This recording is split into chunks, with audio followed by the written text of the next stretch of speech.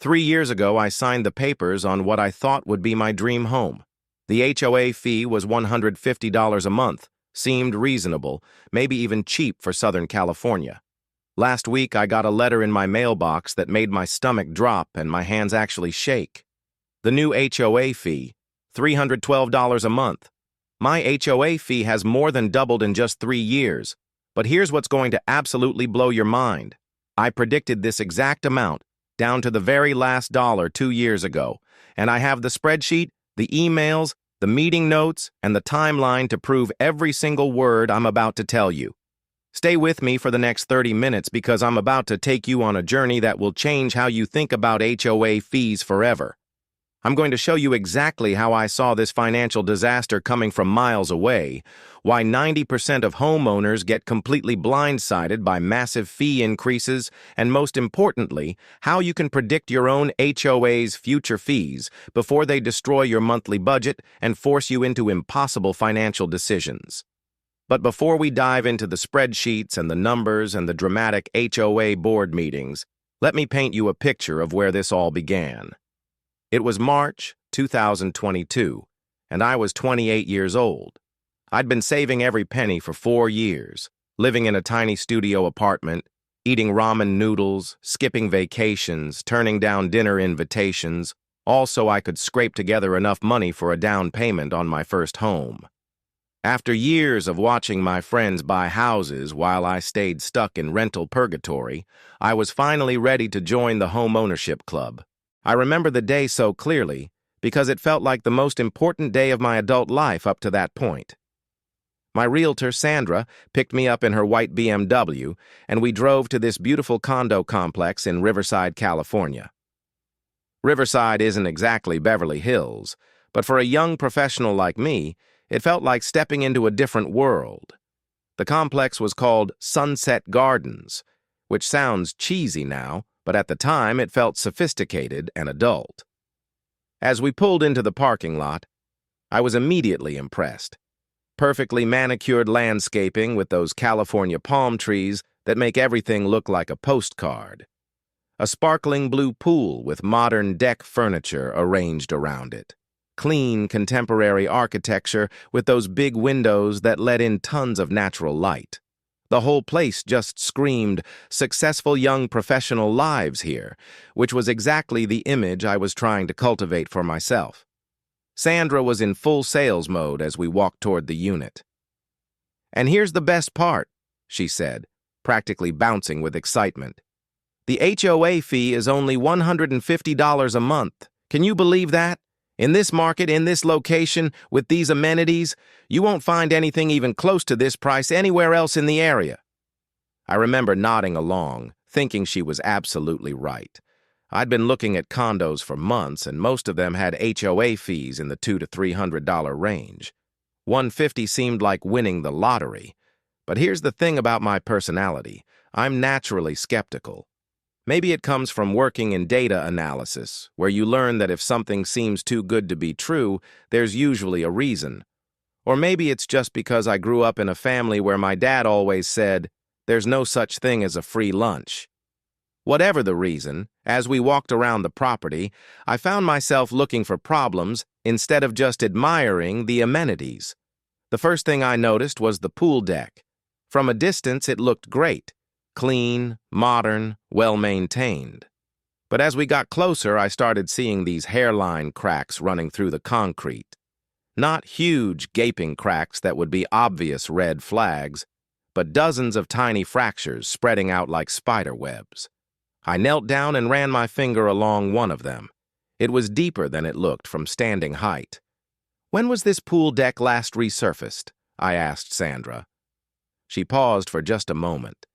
That little hesitation that real estate agents do when they don't know the answer but don't want to admit it. "Oh, I'm not sure the exact date, but the community takes great care of all the common areas," she said. That was non-answer number one, and I made a mental note. We continued walking around the property, and I kept noticing small things that didn't quite add up. The landscaping did look beautiful from the street, but when you got up close, you could see that about half of the sprinkler heads were broken or missing entirely. There were dead patches of grass that had been covered with fresh sod. You could literally see the seams where the new grass met the old. Some of the palm trees had brown, dead fronds hanging down that should have been trimmed months ago. The flower beds had that slightly neglected look that comes from irregular maintenance. Then we walked through the parking garage, and that's where I saw something that made my stomach clench. Concrete cancer. That's what construction people call it when concrete starts deteriorating, and you can see the steel reinforcement bars underneath. I counted it on at least 3 different support pillars. This wasn't cosmetic damage. This was structural deterioration that needed immediate attention. "Has there been any recent structural work done in the garage?" I asked Sandra. Another pause, another vague answer. "I believe they do regular maintenance inspections, but I don't have the specific details with me today." Most buyers would have either missed these details entirely or dismissed them as minor cosmetic issues. After all, every building has some wear and tear, right? But I work in data analysis for a living, and one of the first things you learn in my field is that small anomalies are usually symptoms of bigger systemic problems. When you see multiple small issues clustered together, it's almost always pointing to a larger underlying issue. So I decided to do something that apparently almost no home buyers ever do. I requested to see the HOA's financial statements for the past 5 years. Sandra looked at me like I'd asked to see the building's blueprints or something equally bizarre.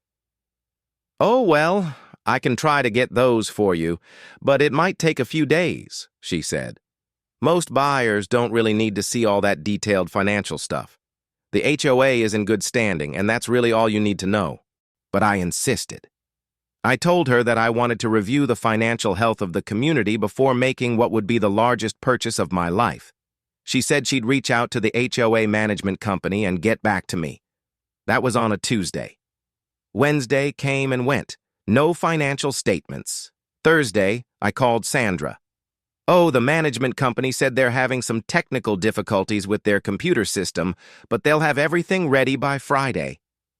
Friday arrived, still nothing. The following Monday, I called again. "The accountant is out of town this week, but they promised to have everything ready when he gets back." By this point, I was getting seriously suspicious. I'd been in enough corporate environments to recognize stall tactics when I saw them. If the HOA's finances were in good shape, why was it so difficult to get basic financial information that I was legally entitled to see as a potential owner? I finally told Sandra that I was prepared to walk away from the purchase if I couldn't review the financial statements by the end of the week. Suddenly, the technical difficulties disappeared, the accountant returned from his mysterious trip, and the documents appeared in my email inbox within 24 hours. Red flag number 1, when basic transparency requires threats, there's usually something to hide. The email arrived on a Thursday evening, and I remember clearing off my dining room table and spreading out printed copies of 5 years' worth of financial statements like I was investigating a crime. In a way, I guess I was. I was investigating what would turn out to be a case of financial negligence that was about to cost dozens of families thousands of dollars. The first document I looked at was the reserve fund statement. For those who might not be familiar with HOA finances, the reserve fund is basically the community's savings account for major repairs and replacements. It's money that gets set aside every month for things like roof replacements, major plumbing work, elevator repairs, pool resurfacing, all the big-ticket items that you know will eventually need to be done but don't happen every year. Industry standards suggest that a healthy HOA should have reserve funds equal to at least 70% of their annual operating budget. For a complex like ours, with 64 units bringing in about $115,000 per year in fees, that meant we should have had somewhere around $200,000 to $250,000 in reserves, depending on the age of the major systems. Here's what I found instead. 2018 reserve fund balance was $89,000. Not great, but not terrible for a community that was still relatively new. 2019 dropped to $72,000. That was concerning. The fund was moving in the wrong direction. 2020 showed $61,000. Now we were in dangerous territory. 2021 had $43,000, and by early 2022, we were down to just $38,000. I sat there staring at these numbers for probably 20 minutes, running the calculations over and over in my head, hoping I was missing something.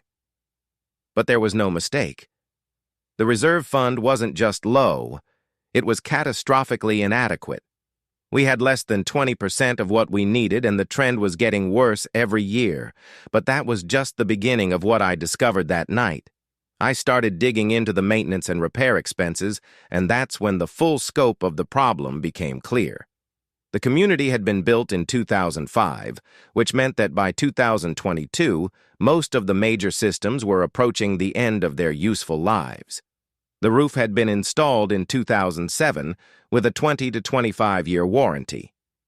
We were already 15 years in with zero money set aside for replacement. The HVAC systems for the common areas were installed in 2009 and hadn't been properly maintained. I found invoice after invoice for emergency repairs, the kind of expensive quick fixes you do when you're trying to avoid spending money on proper maintenance. The elevator hadn't had a major service in over 18 months, which explained why it had been breaking down so frequently. The pool equipment was even worse. The main circulation pump had been temporarily repaired 4 times in the past 2 years instead of being replaced. The pool heater was original to the building and running on borrowed time. Even the pool deck that I'd noticed during my walkthrough had a paper trail. There were receipts going back 3 years showing repeated attempts to patch and seal the same cracks instead of doing a proper resurfacing job. But the most alarming discovery was buried in the correspondence file between the HOA board and the insurance company. Our property insurance premium had increased by 78% over just 2 years. That's not normal market fluctuation. That's an insurance company telling you that your property has become a high risk. I found the actual letters from the insurance company, and they were basically ultimatums disguised as polite business correspondence. We've noted several maintenance issues during our recent inspection that require immediate attention. Failure to address these concerns may result in coverage modifications or policy non-renewal. The HOA board's response was always some variation of, "We'll address these issues in the next budget cycle," which apparently meant, "We'll deal with it next year." The insurance company wasn't buying it. The premiums kept going up and the coverage kept getting more restrictive. I could see exactly where this was heading. Eventually, the insurance company was going to drop us entirely, and then we'd be faced with finding new coverage for a property with known maintenance issues. That's when insurance costs go from expensive to absolutely devastating. As I sat there surrounded by financial statements and maintenance records, a picture started forming in my mind. This wasn't a well-managed community with reasonable fees. This was a financial disaster waiting to happen. The low HOA fees that had attracted me to the property weren't a sign of efficient management. They were a sign of deferred maintenance and financial mismanagement. I realized that I had stumbled onto a community that had been kicking the can down the road for years, hoping that major expenses would somehow take care of themselves or that future residents would bear the cost of current negligence. The board members weren't necessarily bad people, but they were clearly in denial about the financial reality of their situation. That night, I couldn't sleep. I kept thinking about all those numbers, all those deferred maintenance items, all those insurance warnings that had been ignored. So I did what any data analyst would do when faced with a complex problem. I built a spreadsheet. I called it HOA Financial Reality Check, and I spent the next 4 hours building what would turn out to be the most accurate financial prediction model I've ever created. I started with the basics that I could verify from the documents. Current monthly fee of $150 per unit, 64 total units, which meant total monthly income of $9,600 or annual income of $115,200. Then I started listing every major expense that was obviously coming due based on the age of the systems and the maintenance records I'd reviewed. I researched typical replacement costs for each item, adjusting for California pricing and the specific requirements of our building type. Roof replacement was going to be the big one. I got quotes from 3 different roofing contractors, and the estimates ranged from $165,000 to $195,000. I used $180,000 as a conservative middle estimate. Pool deck resurfacing was another $45,000 based on the size and condition of our deck. Elevator modernization, which was going to be required by state regulations within the next few years, was $35,000. The parking garage repairs were going to be expensive because of that concrete cancer I'd noticed. Structural concrete work isn't cheap, and I estimated $67,000 to properly address all the deterioration I'd observed. HVAC system replacement for the common areas was another $28,000. Even basic landscaping improvements to address all the irrigation and plant replacement issues would run about $15,000. When I added it all up, we were looking at $370,000 in deferred maintenance that needed to be addressed within the next 3 to 5 years. With only $38,000 in reserves, we had a funding gap of $332,000. That's over $5,000 per unit that would need to come from somewhere. I calculated 3 different scenarios for how this shortfall could be addressed. Scenario 1. Spread the cost over 5 years through gradual fee increases. That would require an additional $66,400 per year in revenue, which worked out to $1,040 per unit per year, or about $87 extra per month per unit. Scenario 2. Handle it more aggressively over 3 years. That would mean $111,000 extra per year, or $111 extra per month per unit. Scenario 3. The nightmare scenario of special assessments whenever something broke. That could mean anything from $5,000 to $15,000 per unit whenever a major system failed. But I didn't stop there, because I knew that regular inflation and operational cost increases would be happening at the same time. I researched average HOA fee increases across California over the previous 10 years. For well-managed communities with adequate reserves, the average annual increase was about 3 to 5%, basically keeping pace with inflation. But for communities with deferred maintenance problems like ours, the pattern was very different. These communities typically saw fee increases of 15 to 25% per year until they caught up with their financial obligations. The longer they waited to address the problems, the more dramatic the increases became. Based on all this research, I created a prediction model that showed exactly how our fees would need to increase over the next 3 years. Year 1 would require about a 20% increase to start building reserves and address the most urgent maintenance issues. That would take us from $150 to $180 per month. Year 2 would need another 20 to 25% increase as more systems reach the end of their useful lives and insurance costs continued to escalate. That would bring us to around $220 per month. Year 3 would be the big jump, probably 40 to 50%, as the major items like the roof replacement could no longer be deferred. That would put us at $310 to $330 per month. I refined the model several more times, adjusting for different scenarios and timeline assumptions, but every calculation pointed to the same basic conclusion. Our $150 monthly fee was going to more than double within 3 years. My final prediction showed $312 per month by year 3, a number that seemed almost impossible when I first calculated it, but the math was undeniable.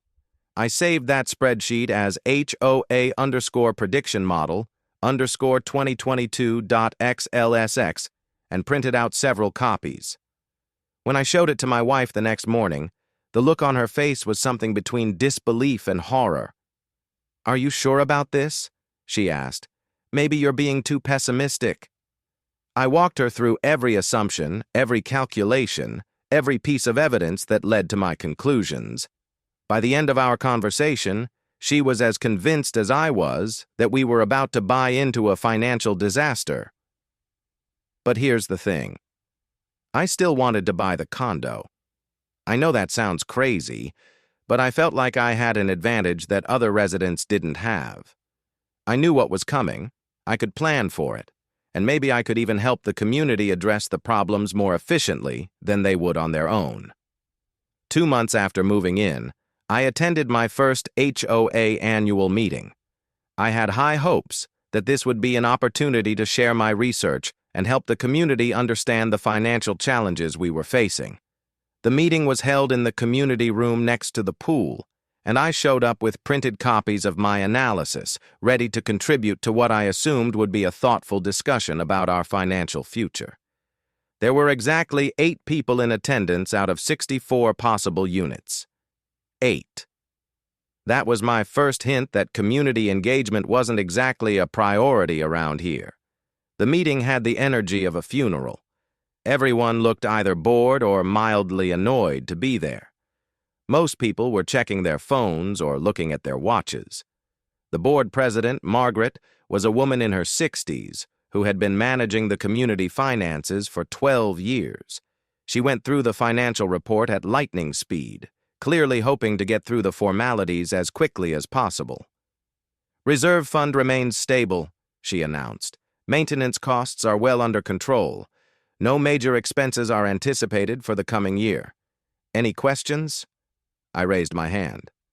"Excuse me, Margaret, but I've been reviewing the financial statements, and I'm quite concerned about our reserve fund levels relative to our upcoming maintenance obligations." Margaret gave me that smile. You know the one I'm talking about. It's the smile that says, "Oh, you sweet, naive child, you don't understand how things work around here." She said, "Oh, you must be the new owner in Unit 3B. That's wonderful that you're taking an interest in community affairs. But don't worry, we've been successfully managing this community for 12 years. Everything is under control." I pressed on, despite the condescending tone. "But according to the reserve study that was completed in 2019, we should have approximately $200,000 in reserves. Our current balance is $38,000, and we have several major systems that are approaching end of life and will require replacement soon." The smile faded from Margaret's face. "Well, the reserve study is just a guideline, you understand. It's not set in stone. We prefer to handle maintenance issues as they arise rather than tying up large amounts of money in accounts that might not be needed." "But what happens when the roof fails?" I asked. "Or when the elevator breaks down completely? Or when our insurance company drops us because we haven't addressed the structural issues in the parking garage? Where will the money come from for those repairs?" Margaret's response was the kind of magical thinking that had gotten the community into this mess in the first place. "We'll cross those bridges when we come to them," she said. "We always figure something out. We've never had to do a special assessment, and I don't anticipate that changing." I could feel the other residents shifting uncomfortably in their chairs. This wasn't the kind of discussion they wanted to have at 7 p.m. on a Thursday night. They wanted to hear that everything was fine, approve the budget, and get back to their Netflix shows. After the meeting, I tried talking to some of the other residents individually. I had prepared a simple 1-page summary of the financial situation, written in plain English without a lot of technical jargon. The header read, "HOA Financial Alert. Why your fees are about to increase significantly," and it included the basic facts about our reserve fund shortage and upcoming maintenance obligations. I put a copy under every door in the complex, along with my contact information in case anyone wanted to discuss the situation or see my detailed analysis.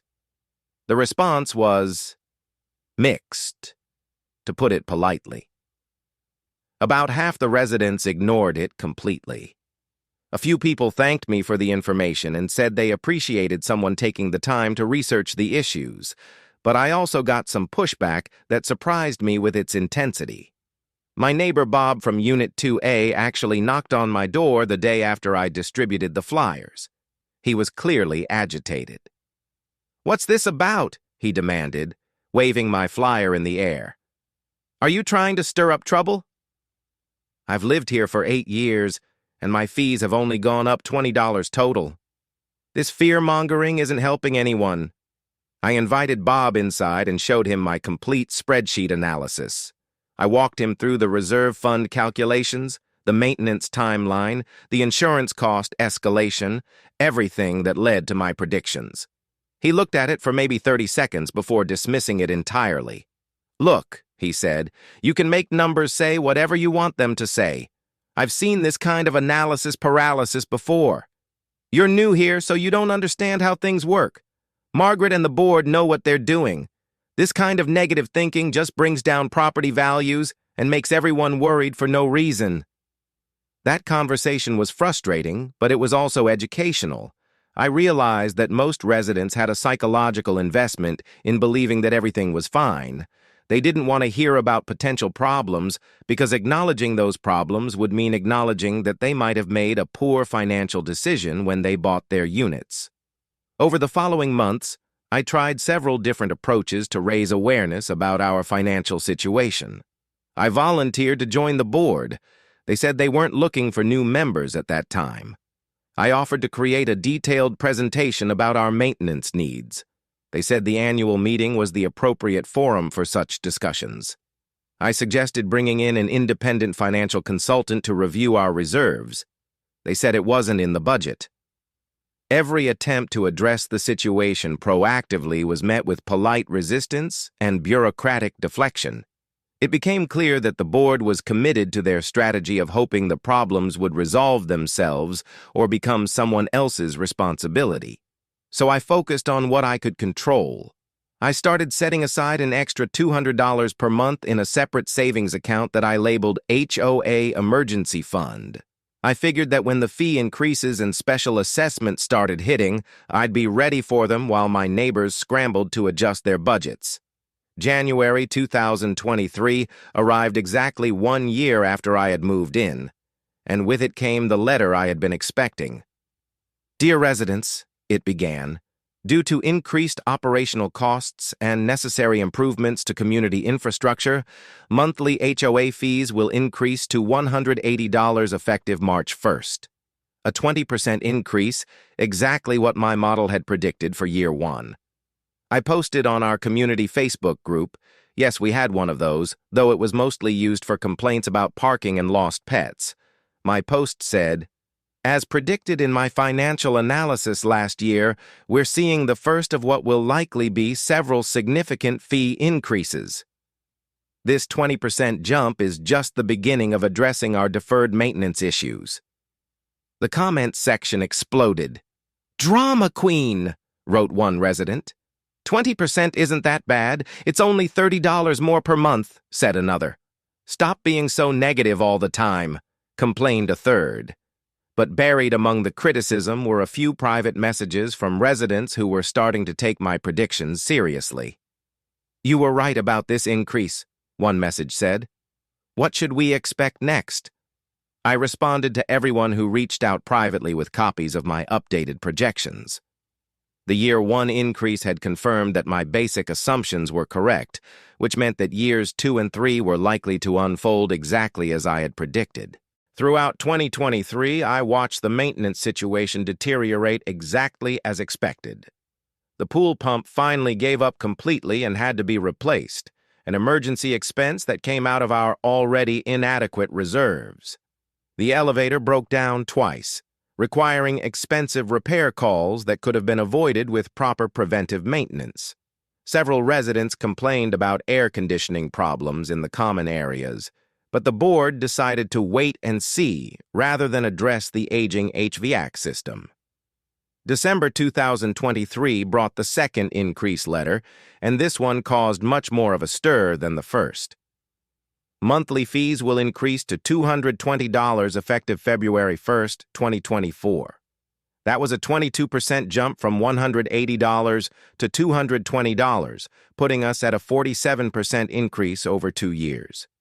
The community Facebook group turned into a digital war zone. "This is absolutely insane," posted one resident. "We need to fire the entire board and start over," demanded another.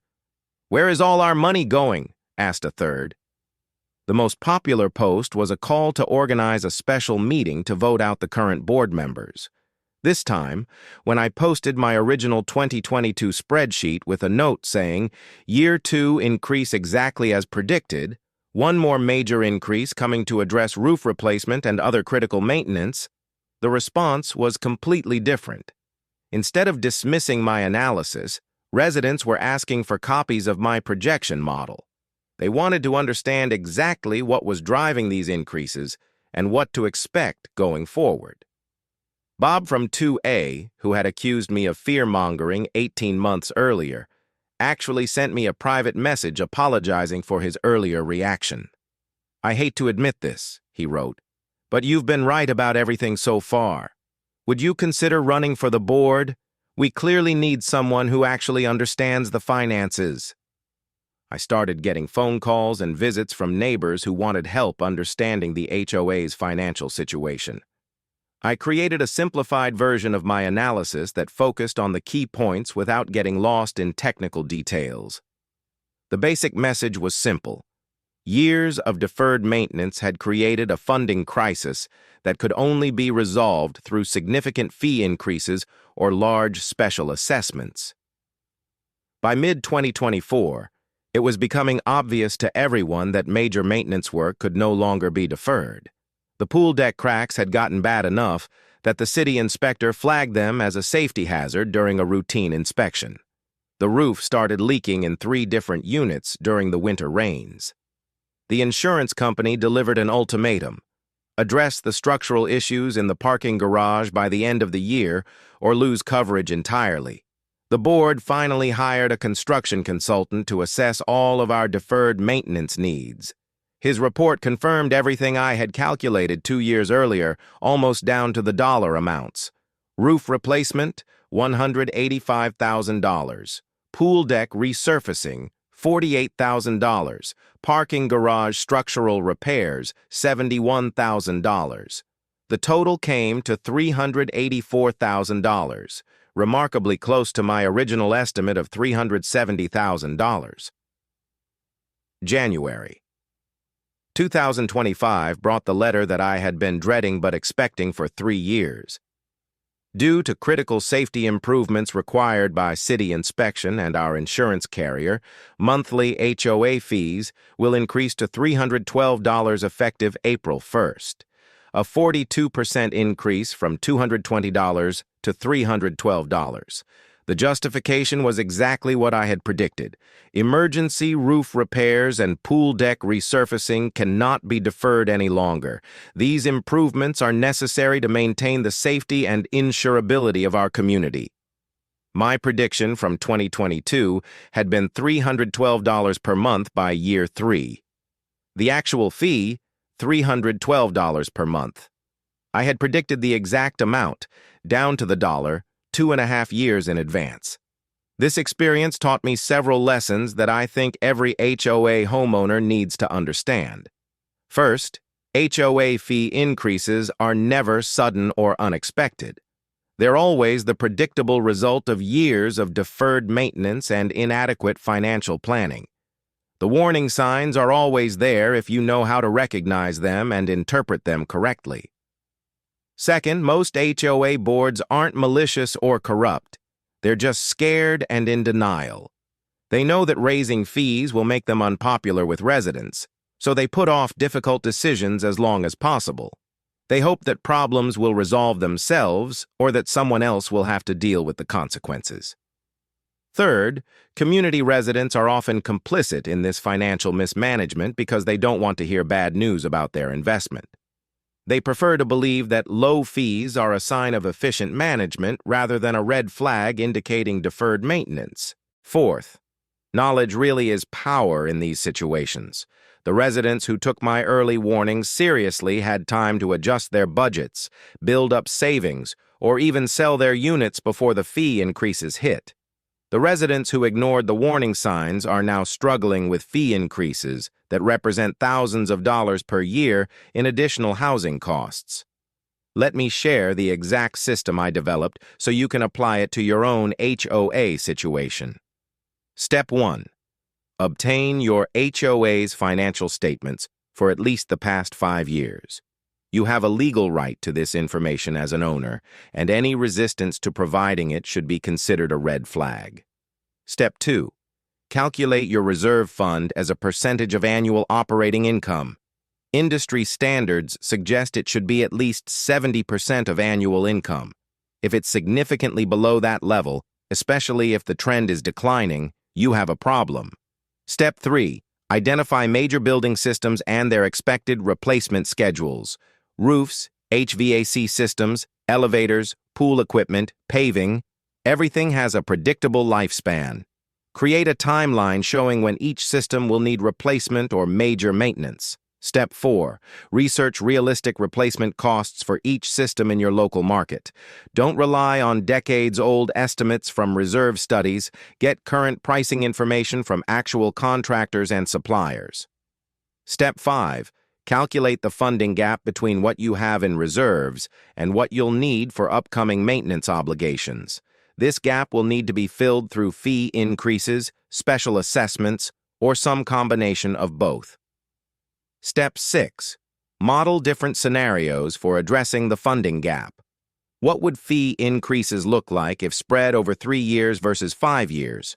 What would special assessments look like if major systems fail before adequate reserves are built up? I've created a comprehensive spreadsheet template that automates all of these calculations.